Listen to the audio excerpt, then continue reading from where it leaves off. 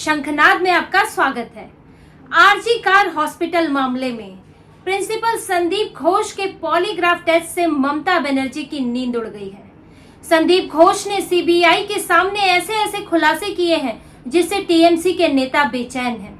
सूत्रों से ये खबर है, मीडिया में ये खबर पहुंची है कि सीबीआई से ऐसे बातें संदीप घोष ने कही हैं जिससे सिर्फ आरजी कार हॉस्पिटल की ही खुलासे नहीं हो रहे हैं, उसके राज नहीं खुल रहे हैं, बल्कि भ्रष्टाचार का जो वहां जाल बना हुआ था, जो वहां सालों से भ्रष्टाचार के तरीके अपनाए जा रहे थे, खुले में टेंडर, गलत तरीके से टेंडर दिए जा रहे थे, लाशें बेची जा रही थी, उससे जुड़े हुए मामले भी, उससे जुड़े हुए राज भी अब सामने आए हैं। संदीप घोष पॉलीग्राफ टेस्ट में टूट गए। वो ये सब राज उन्होंने उगल दिए और अब सीबीआई उस पर कार्रवाई करेगी। पॉलीग्राफ के टेस्ट के बाद ही आपने देखा होगा, पॉलीग्राफ टेस्ट के बाद ही सीधे संदीप घोष के घर पर सीबीआई ने छापेमारी की। और संदीप घोष ही नहीं, बल्कि कोलकाता में 14 और ठिकानों पर छापेमारी हुई है भ्रष्टाचार के मामले में। संदीप घोष पर भ्रष्टाचार की एफआईआर दर्ज की गई है। अब सीबीआई एक्शन में है। कई ऐसी चीजें पता चली हैं जिससे अब कार्रवाई हो रही है और छापेमारी हो रही है और आगे भी छापेमारी होगी। जनवरी 2021 से इस मामले को देखा जा रहा है कि कैसे कैसे भ्रष्टाचार हुआ और संदीप घोष को किसने बचाया, कैसे बचाया। 2 बार, 3 बार और अब चौथी बार ममता बनर्जी की सरकार संदीप घोष को क्यों बचा रही थी। पहली बार भ्रष्टाचार का मामला आया तो मुर्शिदाबाद में ट्रांसफर कर दिया, फिर 15 दिन बाद वापस आरजी कार ले आए। उसके बाद फिर जब शिकायत की गई तो एक स्वास्थ्य विभाग ने जांच बैठाई जिसकी रिपोर्ट ही नहीं आई। तीसरी बार फिर शिकायत हुई पिछले साल सितंबर में, तो फिर मुर्शिदाबाद मेडिकल कॉलेज भेज दिया और फिर 1 महीने बाद वापस अक्टूबर में आरजी कार हॉस्पिटल में प्रिंसिपल बना दिया। तो ये संदीप घोष को कौन बचा रहा था। और यहाँ तक कि अभी जब ये मामला उठा तो भी उनका ट्रांसफर किया जा रहा था कलकत्ता नेशनल मेडिकल हॉस्पिटल में। तो इस पर जब विरोध हुआ तो फिर वापस उनका ट्रांसफर रोका गया। और आरजी कार हॉस्पिटल में क्या क्या संदीप घोष कर रहे थे इतने समय से, अब इस पर तो छानबीन होगी ही। साथ ही टीएमसी के कोई नेता, स्वास्थ्य विभाग के कोई अधिकारी इसमें मिले थे, ये भी पता चलेगा। सीबीआई ने जो सवाल पूछे हैं वो बहुत अहम है। वो 10 सवाल जो हमें पता चले हैं। सीबीआई ने ऐसे तो उनके पास 25 सवालों की लिस्ट थी जो सीबीआई उनसे पूछ रही थी, और इसमें सिर्फ आरजी कार का मामला नहीं था बल्कि भ्रष्टाचार से जुड़ा हुआ मामला भी था। लेकिन ये जो 10 सवाल सामने आए, जो मीडिया में सामने आए हैं, वो 10 सवाल आपको बताते हैं जिससे संदीप घोष बच नहीं पाए और उन्हें सच उगलना ही पड़ा। ये 10 सवाल देखिए। सीबीआई ने संदीप घोष से पूछा, क्या आपके और मृतिका के बीच कोई विवाद था?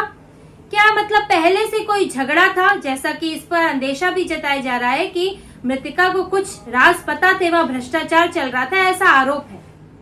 दूसरा सवाल, क्या आपने मृतिका के परिवार को इस हत्या को आत्महत्या बताया था?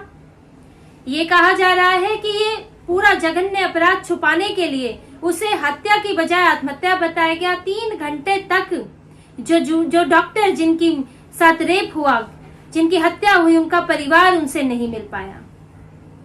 तीसरा सवाल, क्या वारदात की सूचना पुलिस को देर से दी गई? क्या इसको छुपाने की कोशिश हुई? चौथा सवाल, आप डॉक्टर हैं, क्या आपको नहीं लगा कि क्राइम सीन को सुरक्षित रखना जरूरी होता है? पांचवा सवाल, क्राइम सीन को जांच पूरी होने तक सुरक्षित क्यों नहीं रखा गया? छठा सवाल, वारदात के बाद तुरंत इस्तीफा क्यों दिया? आपको क्यों लगा कि आपको इस्तीफा दे देना चाहिए? क्या आपके ऊपर कोई दबाव था या आपको अपनी गलती महसूस हुई? सातवां सवाल, आपने वारदात के बाद किस किस से बात की? और इसी में ही 8वां सवाल, वारदात की जानकारी फोन पर किस किस को दी? क्या आपने बताया किसी को कि यहाँ क्या हुआ है? क्या आपको किसी ने कुछ कहा? क्या आप पर कोई दबाव था? 9वां सवाल, क्या संजय रॉय को जानते हैं? कब से जानते हैं और उससे कितनी बार मिले हैं? और 10वां सवाल, क्या उससे, संजय रॉय से 8 और 9 अगस्त को मिले थे? इन सब सवालों के जरिए जो आपने अभी देखे, इनमें ये भी जानने की कोशिश की गई है कि वारदात के दिन क्या क्या हुआ और क्या आपने उसे छुपाने की कोशिश की। क्योंकि जैसा कि आरोप लग रहा है कि संदीप घोष ने, जब उन्हें ये पता चला कि ये वारदात हुई है, ऐसे एक लाश पड़ी है और ये अर्धनग्न लाश है तो लगता है कि उनके साथ कोई रेप हुआ है, गैंग रेप हुआ है, इसकी आशंका थी, क्योंकि जूनियर डॉक्टर की सेमिनार में अकेले उनका वहां शव पड़ा हुआ था। तो लेकिन उनके माता पिता को बताया जाता है कि आत्महत्या है। 3 घंटे तक माता पिता अपनी बेटी की शक्ल नहीं देख पाते। आखिर ये क्यों किया गया?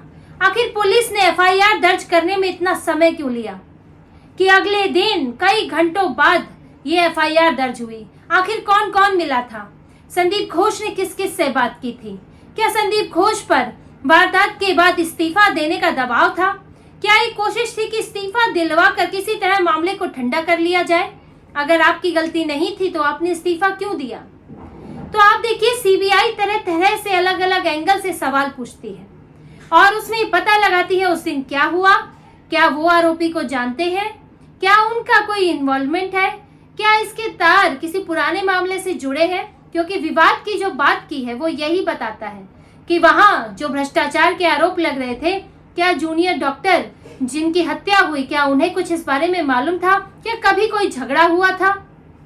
अब संदीप घोष ने इन सब सवालों के जवाब सीबीआई को दे दिए हैं। इतना ही नहीं, और भी लोगों का पॉलीग्राफ टेस्ट हुआ है, जिसमें 4 जूनियर डॉक्टर हैं जिनके साथ मृतका ने खाना खाया था। संजय रॉय तो है ही, क्योंकि उसने तो वो मुख्य आरोपी ही है, उसका तो पॉलीग्राफ टेस्ट होगा ही। इसके अलावा संजय रॉय का एक दोस्त सौरभ भट्टाचार्य है। इन दोनों की मुलाकात अस्पताल में ही 8 अगस्त को हुई थी। दोनों ने साथ में शराब भी पी थी। तो जो सौरभ भट्टाचार्य है वो अपने एक रिश्तेदार से मिलने आया था। तो क्या इनकी कोई मिली भगत है, ये भी देखने की कोशिश हो रही है। सौरभ भट्टाचार्य क्या कुछ जानता है? इसके अलावा 4 जूनियर डॉक्टर और हैं जिनके साथ जो डॉक्टर जिनकी हत्या हुई, उन्होंने रात को खाना खाया था, तो उनसे भी इसकी जांच की जा रही है। उनसे पूछा जाएगा कि वो क्या जानते हैं। तो कुल 7 लोगों का पॉलीग्राफ टेस्ट हुआ है और इससे कई बातें निकल कर आई हैं। और इतना ही नहीं, सीबीआई को एक नया सीसीटीवी फुटेज भी मिला है जिसमें दिख रहा है कि जो संजय रॉय है वो अकेला सेमिनार हॉल में जा रहा है। सीबीआई ने ये बात मानी है और ये उनकी जांच से पता चला है कि ये गैंगरेप नहीं, ये रेप का मामला है। अभी तक गैंगरेप के सबूत नहीं मिले हैं। जो डीएनए सैंपल भी लिए गए उसमें भी ये पता चला है कि वो सैंपल सिर्फ इनसे मैच करते हैं, संजय रॉय से मैच करते हैं। और इसके अलावा जो सीसीटीवी फुटेज मिली है जो ये दिखाती है कि 9 अगस्त की रात को, घटना वाली रात को, 8 से 9 अगस्त के बीच में, उस रात को संजय रॉय अकेला जो है वो सेमिनार हॉल में जा रहा है और वो लगभग घटना के आसपास के बाद वहां से निकलता है। संजय रॉय के गले में जो ब्लूटूथ टंगा हुआ है, जो डिवाइस टंगी हुई है, वो उस घटना स्थल से मिली भी है, सीबीआई ने बरामद की है। तो ये पूरा इसकी सीबीआई को आशंका है कि आरोपी, मुख्य आरोपी वही है। अब इसमें गैंगरेप का मामला नहीं दिखता, लेकिन दूसरे एंगल है कि क्या किसी ने कहा था हत्या के लिए, क्या किसी तरह की सुपारी दी गई थी, या कोई ऐसी जानकारी उनके पास थी जो मृतका है जिनकी हत्या हुई, डॉक्टर जिनके साथ ये जघन्य अपराध हुआ, क्या उनसे कोई जानकारी निकलवानी थी, इसके लिए भेजा गया था संजय रॉय को। तो कई सवाल हैं जो कि ये पूरे सिस्टम पर सवाल खड़ा करते हैं। संदीप घोष और इसके अलावा स्वास्थ्य विभाग, पुलिस, आखिर कौन कौन नहीं मिला है इसमें। ऐसा अगर कुछ गलत हुआ है, अगर ये छुपाने की कोशिश है, तो इसमें लगता है कि पूरा सिस्टम ही जैसे मिला हुआ है। अब इसकी जांच हो रही है और जैसे जैसे परतें खुल रही हैं वैसे वैसे टीएमसी में भी टकराव बढ़ रहा है। उसके नेता ममता बनर्जी से अलग हो रहे हैं। ममता बनर्जी के ही 2 नेताओं ने अपनी ही सरकार पर सवाल उठाया है। उनके सांसद सुखेंदु शेखर रॉय, उन्होंने कोलकाता पुलिस कमिश्नर पर सवाल उठाया। पूरा जो जांच हुई है उस पर उन्होंने कई सवालिया निशान लगाए कि ये जांच ठीक नहीं हुई है, इसकी जांच की भी जांच होनी चाहिए। इसके अलावा एक और नेता शांतनु सेन ने भी यही बात कही। उन्होंने प्रिंसिपल को लेकर सवाल किए हैं कि आखिर ऐसी लापरवाही कैसे बरती गई, और जब उन्होंने सवाल किए तो ममता बनर्जी ने उन्हें प्रवक्ता पद से हटा दिया। अब देखिए, टीएमसी में भी फूट हो रही है। अब ये टीएमसी के लोगों को तो पता ही है कि यहाँ हो क्या रहा था। जो बड़े नेता हैं उनको तो जानकारी होती ही है कि कहाँ किसके साथ संबंध है। तो इसीलिए अब इनकी पार्टी में भी टकराव होने लगा है कि अब क्या क्या नया खुलेगा, अब क्या क्या सामने आएगा, क्या क्या बदनामी होगी, इसको लेकर चिंता बनी हुई है। और अब इस कारण ममता बनर्जी के नेता ही उनसे दूर भाग रहे हैं।